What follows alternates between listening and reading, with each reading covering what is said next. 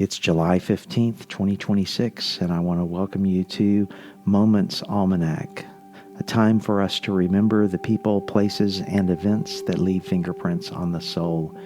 And on this day in 1606, a boy was born in Leiden, Holland, across the street from his father's mill. His name was Rembrandt. He would grow up to become one of the greatest painters in history, but greatness would not spare him of grief. He buried 3 children in infancy.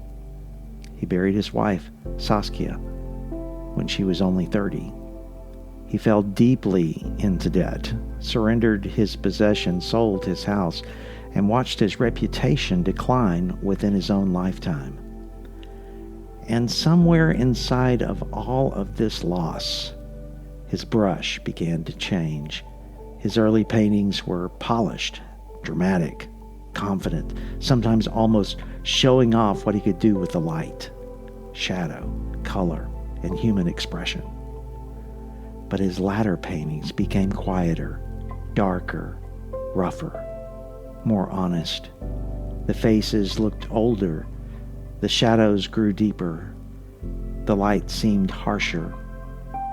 Throughout his life, Rembrandt returned again and again to the sufferings of Christ in paintings, drawings, and etchings. But his Christ did not hover safely above human pain. He was mocked, beaten, abandoned, crucified. Rembrandt painted a Savior who looked as though he actually bled.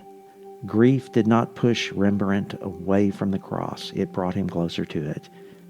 Now let's travel through time 359 years later. On the night of July 14th into July 15th, 1965, a small spacecraft called Mariner 4 was closing in on Mars. It had been traveling for 228 days alone and silent across more than 100 million miles of empty space. Shortly after 1 o'clock in the morning, Greenwich time, on July 15th, it made its closest pass, flying just over 6,000 miles above the Martian surface. For about 25 minutes, Mariner 4 pointed its camera toward a planet no human being had ever seen up close. It captured 21 complete images and part of another. Then it turned away and began sending them home, one slow line at a time. For centuries, people on Earth had imagined what might be waiting there. Some believed they could see canals. Some dreamed of vegetation. Others imagined cities, civilizations, and intelligent creatures staring back at us from another world. But what Mariner 4 sent home was something else. A cratered landscape, a thin atmosphere, a silent, moon-like world. No canals, no cities, no signs of civilization, just craters upon craters, the scars of an ancient and battered planet. It was not the Mars people had hoped to see, but it was the real one. And so maybe that's what ties a grieving Dutch painter to a silent spacecraft. Both of them captured reality, one with a paintbrush and a lifetime of loss, and the other with an antenna and 228 days of empty space, and neither delivered the picture people expected. Rembrandt did not paint a Christ who made suffering look easy or ornamental. Mariner 4 did not send home a Mars decorated with canals and cities. They both stripped away illusion. They both showed us what was really there.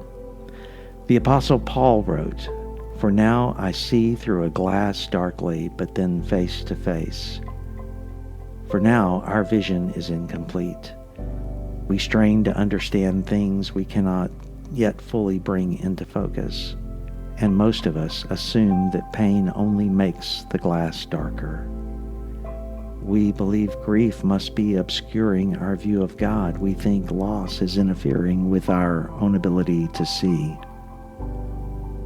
But perhaps some forms of suffering do not fog the glass. Perhaps they wipe away the illusions we had painted upon it. Rembrandt lost much of what he loved. But in the darkness, he seemed to see the suffering of Christ more clearly. Mariner 4 crossed the ocean of silence and returned with a world far different from the one humanity had imagined. Neither truth was easy, but both were honest. Perhaps the hard thing that you're walking through right now is not hiding God from you. Perhaps it is revealing the difference between the God you imagined and the God who actually is there. Not distant suffering, not untouched sorrow, but wounded, present, and standing with you inside it. One day, Paul says, the glass will be removed completely, the shadows will lift, the fragments will come together. We will no longer see dimly, we will see face to face. Until then, keep looking, even through dark places, especially through dark places. And as you do, take heart and notice the scattered moments and share the grace.